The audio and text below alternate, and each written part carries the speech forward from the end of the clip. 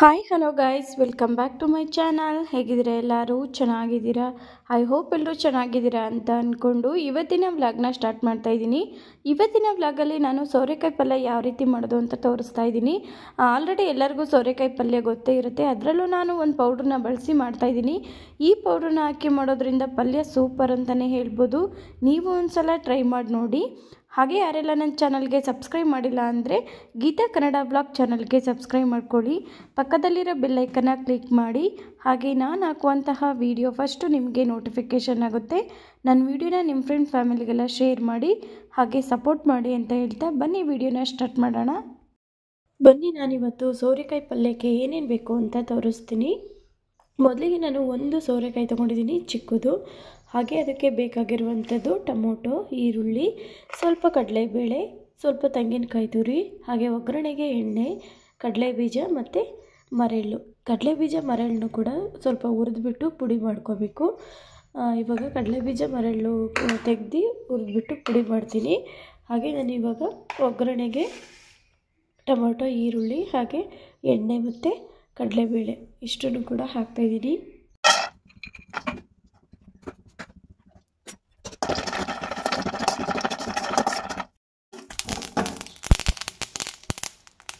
ನೋಡಿದ್ರಲ್ಲ, ನಾನು ಕಡಲೆಬೀಜ ಹಾಗೆ ಮರೆಳ್ಳು ಎರಡೂ ಕೂಡ ಹುರಿದ್ಬಿಟ್ಟು ತೆಗೆದಿಟ್ಕೊಂಡಿದ್ದೀನಿ. ಇವಾಗ ಕಡಲೆಬೀಜನ ನೀಟಾಗಿ ಸಿಪ್ಪೆ ಎಲ್ಲ ತೆಗೆದು ಎತ್ತಿಡ್ತಾ ಇದ್ದೀನಿ. ಹಾಗೆ ಸಿಪ್ಪೆ ಎಲ್ಲ ತೆಗೆದಿದ್ದಾದಮೇಲೆ ಮಿಕ್ಸಿಲಿ ಪೌಡ್ರ್ ಮಾಡ್ಕೊಂಡಿದ್ದೀನಿ ಮರೆಳ್ಳು ಹಾಗೆ ಕಡಲೆಬೀಜನ. ಬನ್ನಿ ಇವಾಗ ಪಲ್ಯಕ್ಕೆ ಒಗ್ಗರಣೆ ಮಾಡೋಣ. ಹಾಗೆ ನಾನು ಇವಾಗ ಗ್ಯಾಸ್ ಮೇಲೆ ಒಂದು ಕುಕ್ಕರ್ನ ಇಟ್ಟು ಅದಕ್ಕೆ ಸ್ವಲ್ಪ ಎಣ್ಣೆನ ಹಾಕ್ತಾಯಿದ್ದೀನಿ. ಒಗ್ಗರಣೆಗೆ ನೀವು ನೋಡ್ಕೊಂಡು ಪಲ್ಯಕ್ಕೆ ಎಷ್ಟು ಬೇಕು ಅಂತ ಹಾಕ್ಕೊಳ್ಳಿ. ಹಾಗೆ ಎಣ್ಣೆ ಎಲ್ಲ ಕಾಯ್ದಿದ್ದಾದಮೇಲೆ ನಾನು ಸಾಸಿವೆ ಹಾಕ್ತಾಯಿದ್ದೀನಿ. ಸಾಸಿವೆ ನೀವು ಒಗ್ಗರಣೆಗೆ ಸ್ವಲ್ಪ ಹಾಕ್ಕೊಳ್ಳಿ. ನೋಡ್ತಾ ಇರ್ಬೋದು ನಾನು ಸಾಸಿವೆ ಹಾಕಿದ್ದೀನಿ ಇವಾಗ. ಹಾಗೆ ಸಾಸಿವೆ ಚಟಪಟ ಅಂತ ಸಿಡಿದಾದಮೇಲೆ ನಾನು ಕಡಲೆಬೇಳೆನ ಹಾಕ್ತಾಯಿದ್ದೀನಿ. ಕಡಲೆಬೇಳೆ ಸ್ವಲ್ಪ ಜಾಸ್ತಿನೇ ಹಾಕ್ಕೊಳ್ಳಿ, ತುಂಬಾ ಚೆನ್ನಾಗಿರುತ್ತೆ ಮಧ್ಯದಲ್ಲೊಂದು ಸಿಕ್ಕಿದೆ. ಹಾಗೆ ಕಡಲೆಬೇಳೆನೂ ಕೂಡ ಇವಾಗ ಹಾಕಾಯಿತು. ಕಡಲೆಬೇಳೆ ಸ್ವಲ್ಪ ಫ್ರೈ ಆಗಿದ್ದಾದಮೇಲೆ ನಾನು ಈರುಳ್ಳಿನ ಹಾಕ್ತಾಯಿದ್ದೀನಿ.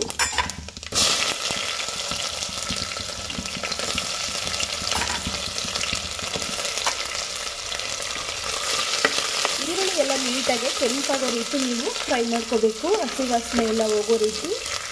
ಈರುಳ್ಳಿ ಸ್ವಲ್ಪ ಚೆನ್ನಾಗಿ ಫ್ರೈ ಆಗಿದ್ದಾದಮೇಲೆ ನೀವು ಟೊಮೊಟೊ ಹಾಕಬೇಕು.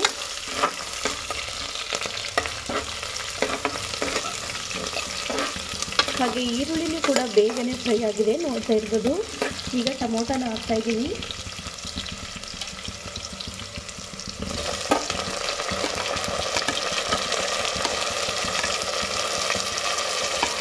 ಈಗ ಟೊಮೊಟೊ ಕೂಡ ಹಾಕಿದ್ದೀನಿ.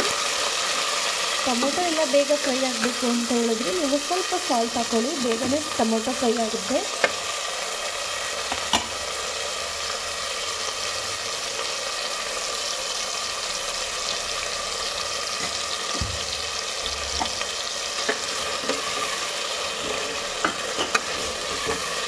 ಟೊಮೊಟೊ ಎಲ್ಲ ನೀಟಾಗಿ ಫ್ರೈ ಆಗಿದೆ, ನೋಡ್ತಾ ಇರ್ಬೋದು. ನಾನಿವಾಗ ಇದು ಅಲಸಂದೆಕಾಯಿನ ನೀಟಾಗಿ ತೊಳೆದ್ಬಿಟ್ಟು ಎಲ್ಲ ಸಣ್ಣದಾಗೆ ಎತ್ತಿಟ್ಕೊಂಡಿದ್ದೆ, ಅದನ್ನು ಕೂಡ ಇವಾಗ ಹಾಕ್ತಾಯಿದ್ದೀನಿ. ಪಲ್ಯ ಅಂತೂ ತುಂಬಾ ಚೆನ್ನಾಗಾಗುತ್ತೆ ಅಂತಲೇ ಹೇಳ್ಬೋದು. ನೀವು ಒಂದ್ಸಲ ಟ್ರೈ ಮಾಡಿ. ನಮ್ಮನೇಲಿ ಈ ಥರ ಮಾಡಿದ್ರೆ ತುಂಬಾ ಇಷ್ಟಪಟ್ಟು ತಿಂತಾರೆ. ಹಾಗೆ ಪಲ್ಯ ಎಲ್ಲ ಆಗಿದ್ದಾದಮೇಲೆ ಇದ್ರ ಜೊತೆಗೆ ರೊಟ್ಟಿ ಆಗಿರ್ಬೋದು, ಚಪಾತಿ ಆಗಿರ್ಬೋದು, ತುಂಬಾ ಚೆನ್ನಾಗಿರುತ್ತೆ. ನಾನೆಲ್ಲ ನೀಟಾಗಿ ಮಿಕ್ಸ್ ಮಾಡ್ಕೋಬೇಕು. ನೀಟಾಗೆಲ್ಲ ಮಿಕ್ಸ್ ಮಾಡಿದ್ದಾದಮೇಲೆ ನಾನು ಸ್ವಲ್ಪ ತೆಂಗಿನಕಾಯಿ ತುರಿನ ಹಾಕ್ತಾಯಿದ್ದೀನಿ. ಹಾಗೆ ನಾನು ಕಡಲೆಬೀಜ ಮತ್ತು ಮರೆಳ್ಳು ಎರಡೂ ಕೂಡ ಪೌಡ್ರ್ ಮಾಡಿ ಇಟ್ಕೊಂಡಿದ್ನಲ್ಲ, ಅದನ್ನು ಕೂಡ ಇವಾಗ ಹಾಕ್ತಾಯಿದ್ದೀನಿ. ಅದೆಲ್ಲ ಹಾಕಿದ್ದಾದಮೇಲೆ ನೀಟಾಗಿ ನೀವು ಮಿಕ್ಸ್ ಮಾಡ್ಕೊಳ್ಳಿ. ಹಾಗೆ ಸ್ವಲ್ಪ ಅರಿಶಿನ ಸೇರಿಸ್ತಾ ಇದ್ದೀನಿ. ಅರಿಶಿನ ಹಾಕಿದ್ದಾದಮೇಲೆ ನೀವು ಖಾರಕ್ಕೆ ಎಷ್ಟು ಬೇಕು ಅಂತ ನೋಡ್ಕೊಂಡು ಸ್ವಲ್ಪ ಖಾರದ ಪುಡಿನ ಹಾಕ್ಕೊಳ್ಳಿ. ನಾನಿಲ್ಲಿ ಒಂದು ಅರ್ಧ ಸ್ಪೂನ್ ಖಾರದ ಪುಡಿನ ಹಾಕಿದ್ದೀನಿ. ಖಾರದ ಪುಡಿ ಹಾಕಿದ್ಮೇಲೆ ನೀಟಾಗೆಲ್ಲ ಮಿಕ್ಸ್ ಮಾಡ್ಕೊಳ್ಳಿ.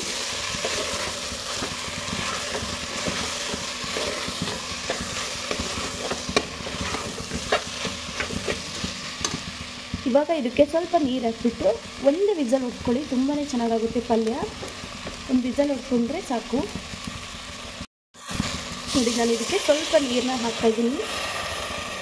ಸ್ವಲ್ಪ ನೀರು ಹಾಕ್ಬಿಟ್ಟು ನೀಟಾಗಿ ಮಿಕ್ಸ್ ಮಾಡ್ಕೊಳ್ಳಿ.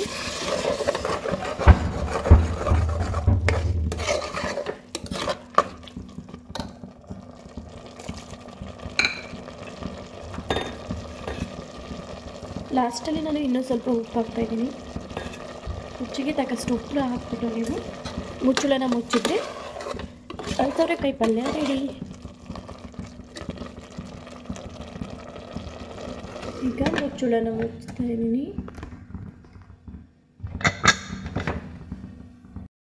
ಬನ್ನಿ ವಿಸಲೆಲ್ಲ ಬಂದಿದ್ದಾದಮೇಲೆ ಯಾವ ರೀತಿ ಪಲ್ಯ ರೆಡಿ ಆಗಿದೆ ಅಂತ ತೋರಿಸ್ತೀನಿ. ಪಲ್ಯ ಅಂತೂ ತುಂಬಾ ಚೆನ್ನಾಗಿ ಬಂದಿದೆ ಅಂತಲೇ ಹೇಳ್ಬೋದು. ಅದರಲ್ಲೂ ನಾವು ಕಡಲೆ ಬೀಜ ಹಾಗೆ ಮರಳು ಎರಡೂ ಕೂಡ ನಾವು ಹುರಿದ್ಬಿಟ್ಟು ಪೌಡ್ರ್ ಮಾಡಿ ಹಾಕೋದ್ರಿಂದ ಅದು ಫ್ಲೇವರು ತುಂಬ ಚೆನ್ನಾಗಿರುತ್ತೆ, ಹಾಗೆ ಟೇಸ್ಟು ಕೂಡ ತುಂಬಾ ಚೆನ್ನಾಗಿರುತ್ತೆ. ನೋಡ್ತಿರ್ಬೋದು ಯಾವ ರೀತಿ ರೆಡಿ ಆಗಿದೆ ಅಂತ. ನಾನು ಇದಕ್ಕೆ ಇವತ್ತು ಅಕ್ಕಿ ರೊಟ್ಟಿನ ಮಾಡಿದ್ದೀನಿ. ಅಕ್ಕಿ ರೊಟ್ಟಿಗಂತೂ ತುಂಬಾ ಸೂಪರ್ ಅಂತಲೇ ಹೇಳ್ಬೋದು. ಹಾಗೆ ಈ ಪಲ್ಯ ಇಷ್ಟ ಆದರೆ ಲೈಕ್ ಕೊಡೋದನ್ನು ಮರಿಬೇಡಿ. ಈ ವಿಡಿಯೋನ ಇಲ್ಲಿಗೆ ಎಂಡ್ ಮಾಡ್ತಾಯಿದ್ದೀನಿ. Thank you.